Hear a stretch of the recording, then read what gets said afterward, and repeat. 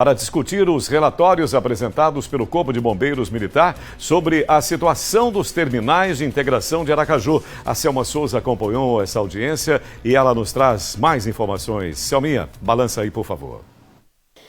Essa audiência contou com a participação de representantes da SMTT, também do Corpo de Bombeiros. A gente conversa já com a promotora Elza Missano, porque de fato foi uma audiência importante justamente para verificar como é que estão essas condições de segurança desses usuários, né?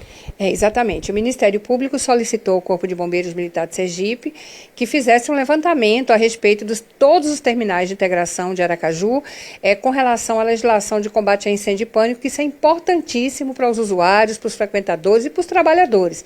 Então, 2 desses terminais eles já estão judicializados, que é o Leonel Brizola e o Terminal Dia.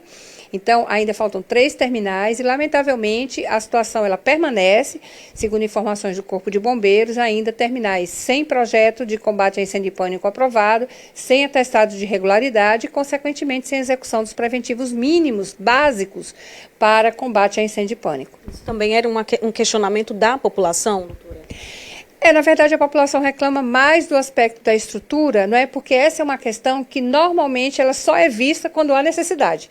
Daí porque o olhar do Ministério Público ele tem que ser um pouco mais incisivo, ele tem que olhar na frente, junto com o Corpo de Bombeiros, nesse sentido de proteger a comunidade. Então, o Ministério Público vem desenvolvendo essa linha de ações, não somente com relação à necessidade de qualificação do transporte público coletivo na cidade de Aracaju, mas, sobretudo, dos terminais, das estruturas dos terminais de integração da cidade. Em relação a essa audiência, o que foi abordado?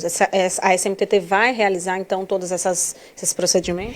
Lamentavelmente, o Ministério Público solicitou um prazo específico da SMTT, pelo menos para que os preventivos mínimos pudessem ser instalados e emitido um atestado de regularidade provisória pelo Corpo de Bombeiros Militar até a aprovação de projeto, mas não houve possibilidade de composição, então não resta alternativa, o Ministério Público recorrerá mais uma vez ao Poder Judiciário, que sempre tem sido muito sensível a essas questões de segurança da população. Obrigada, doutora Elza. A gente conversa agora, então, com o capitão Marcos Lima, ele que é o responsável pelo setor de fiscalização e vistoria do Corpo de Bombeiros. O que foi apresentado, o que foi encontrado, né, nessa fiscalização? Durante a vistoria que foi realizada pela corporação, nós verificamos que a ausência de alguns preventivos de combate a incêndio básicos, como, por exemplo, extintor de incêndio, sistema de eliminação de emergência, sinalização de abandono, bem como a brigada de incêndio. É importante que a SMTT ela faça a execução dos preventivos de combate a incêndio naqueles terminais que foram apresentados o projeto de combate a incêndio e pânico e aqueles que ainda não têm um projeto de incêndio, que seja feita a elaboração e encaminhada ao nosso corpo técnico.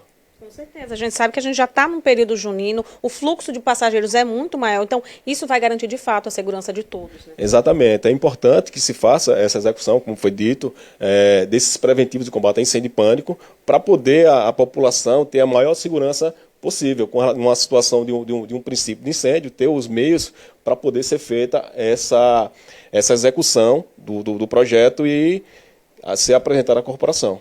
Muito obrigada, capitão Marcos. Pois é, a gente segue acompanhando esse caso, né, e trazendo os detalhes aqui para todos vocês, telespectadores da TV Atalaia. Volto com você no estúdio. Já voltamos, Selma. E da maior importância esse tipo de trabalho, de fiscalização, de cobrança também efetiva, nesse sentido. Você imagina faltar extintor de incêndio, faltar elementos básicos por uma prevenção assim imediata, a população correndo riscos, inclusive, assim não pode. São 12h17 e ela vem de lá. A Vanessa, ofertas imperdíveis direto da Star Bags. Boa tarde, Vanessinha, querida.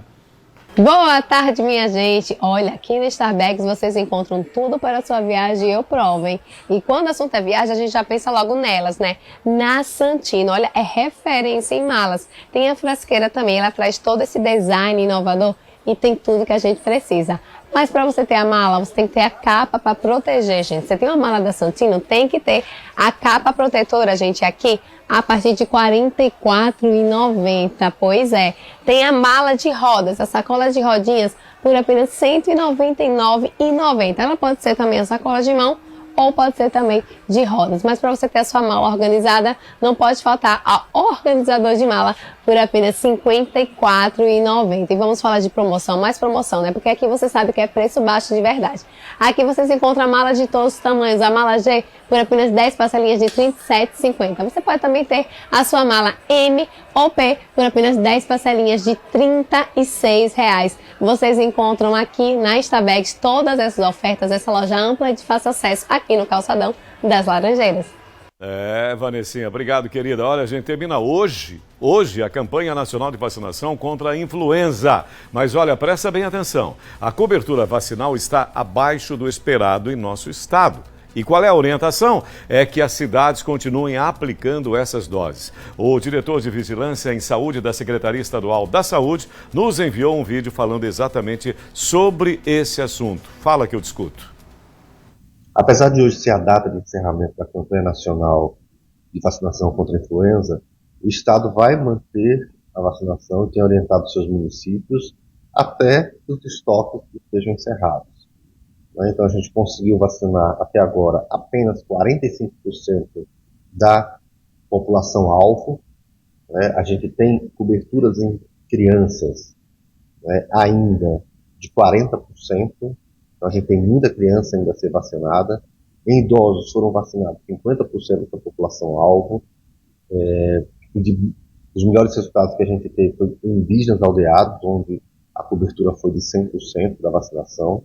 Então, a gente tem um grande desafio, pois estamos em um momento de alta transmissibilidade de vários vírus respiratórios, e dentre esses vírus respiratórios, o vírus influenza, que é aquele que a gente tem uma vacina, e que estamos em plena campanha de vacinação. Então, o Estado ele mantém essa orientação aos municípios que façam a vacinação até os seus estoques terminarem e que procurem essa população-alvo. A gente sabe que essa população-alvo, além de se proteger das formas leves, elas são fundamentais na proteção contra as formas graves. Então, são pessoas que são mais vulneráveis. Então, além de ser ampliado para toda a população, a gente precisa ir atrás dessa população que mais é beneficiada da vacinação contra a influenza.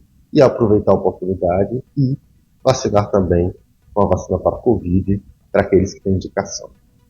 Perfeitamente, doutor Marco Aurélio. E falando também dessa diminuição de todos os sintomas da influenza. A vacinação é fundamental para a sua saúde e para a nossa saúde, a saúde coletiva. Pense a respeito. 12h21, agora é a hora.